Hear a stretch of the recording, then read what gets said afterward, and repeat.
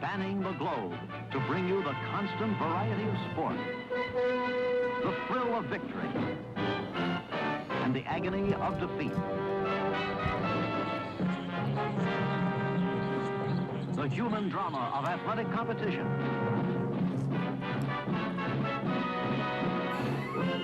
This is ABC's Wide World of Sports. Brought to you by Lincoln Mercury. Nobody has more kinds of cars for more kinds of people. See them at the sign of the cat. By Goodyear, makers of the custom Steel Guard radial tire. And by State Farm Mutual. Almost anywhere you live, there's a State Farm agent nearby. Like a good neighbor, State Farm is there.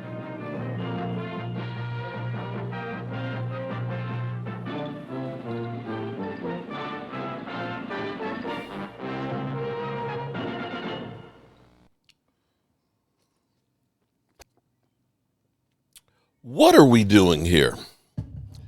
Good morning, good people. Mark Holmes here, of course, with my buddy Cowboy Joe Boo, as well as Bucky the Beaver. And as always, I want to say thank you all for watching, commenting, subscribing, and being part of the Joe Boo Sports Report. Without you guys, as well as you ladies, you know that this literally does not work. Does your dislike for Jerry Jones get any deeper right now than it has been in the past? I am so tired of Jerry Jones and Jerry Jones isms and Jerry Jones being out in the media. It's just not right, man. This is Jerry Jones is on his soapbox screaming that we had a deal, and refusing to talk to the agent and literally looking like a jackass and an asshole. I don't know how else to put it. Jerry Jones says they have not started contract talks with Micah Parsons' representatives. He said he has not talked to Micah Parsons since his trade request. When does it get urgent? I stay urgent. Bullshit. Bullshit. Money, money, money, money. That's what it's all about. Jerry Jones, the miser now, is standing on his principles that Micah Parsons reneged.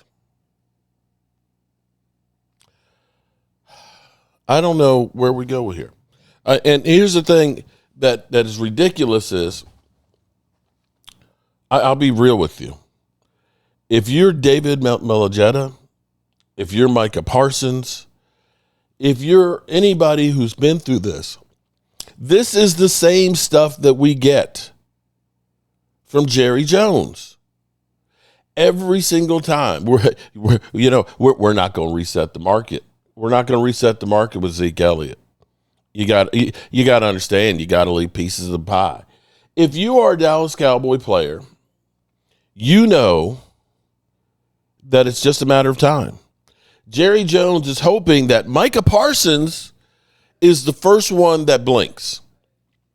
Micah Parsons ain't blinking. Micah Parsons knows the game. He's seen it pretty much every year that he's been here.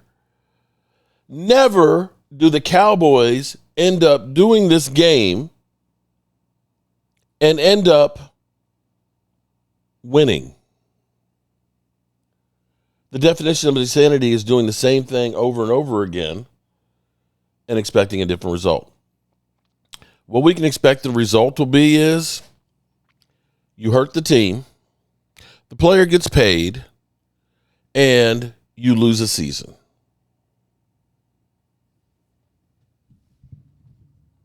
Show me where I'm wrong. Show me where I'm wrong. I can't say that the Cowboys, because people will go through and they'll say, well, Dak Prescott wasn't looking good to begin with before he got injured because he just sucked. No, you know why he sucked? Brandon Cooks, knee infection, didn't practice, couldn't play.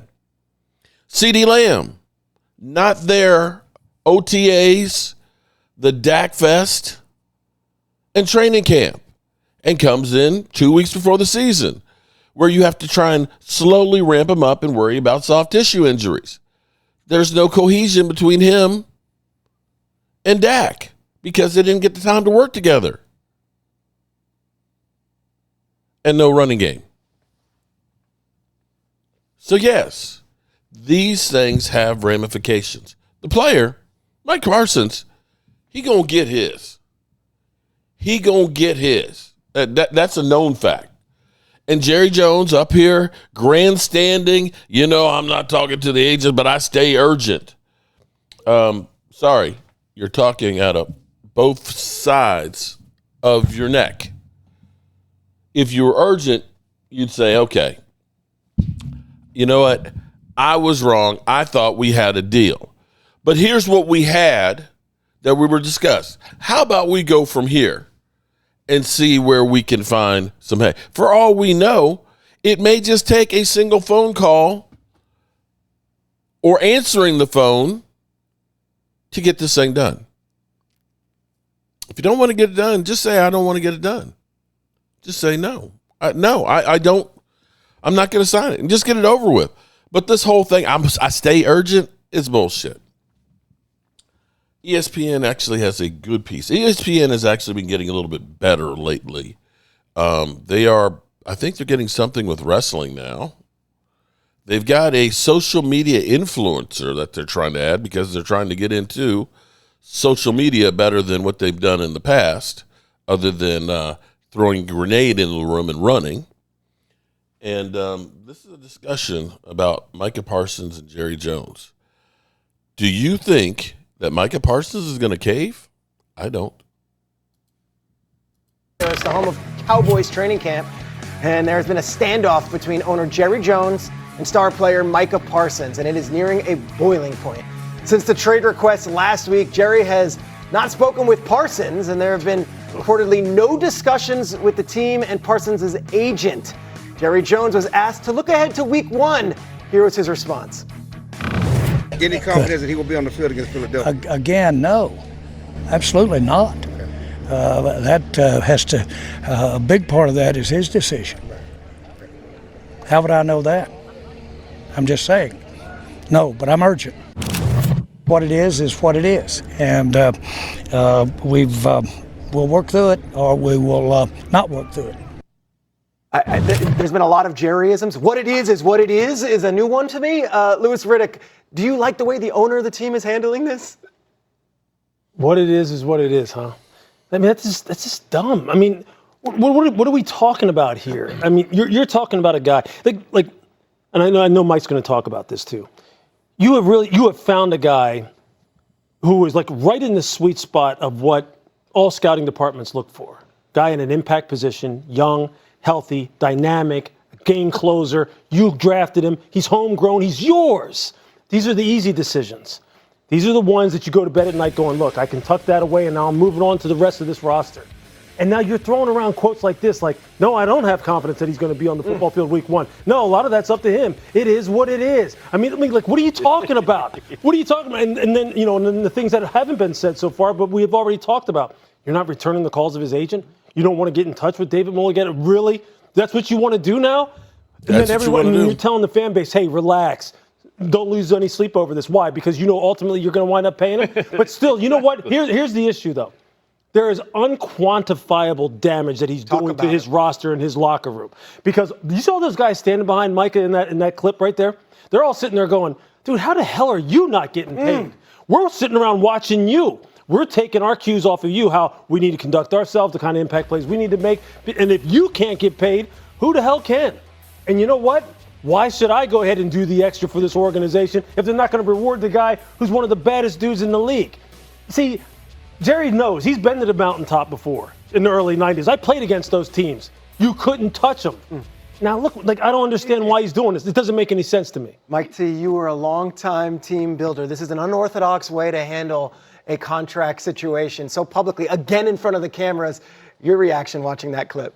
Division from within is insidious. It prevents you from winning games. And when you're trying to compete with Philadelphia, Washington, amongst others, Green Bay, the Rams, by the way, I totally agree with everything Lou said from who the player is and where he is, but if I'm Tyler Smith, just to pick a name, a young, really good player that they draft, and I'm looking at CeeDee Lamb, and I'm looking at Dak Prescott signing a contract when he's walking in the stadium, and now this, I'm thinking like, do I really want to be here as well? So I think there's tangible issues here, Peter, which is they're going to pay at least $7 million more. Last year, Nick Bosa's at $34 million. We know that TJ Watt's at $41. But I think much more fundamentally and much more pervasive is the intangible sort of erosion of a great brand, because now these young players are like, well, wait a second.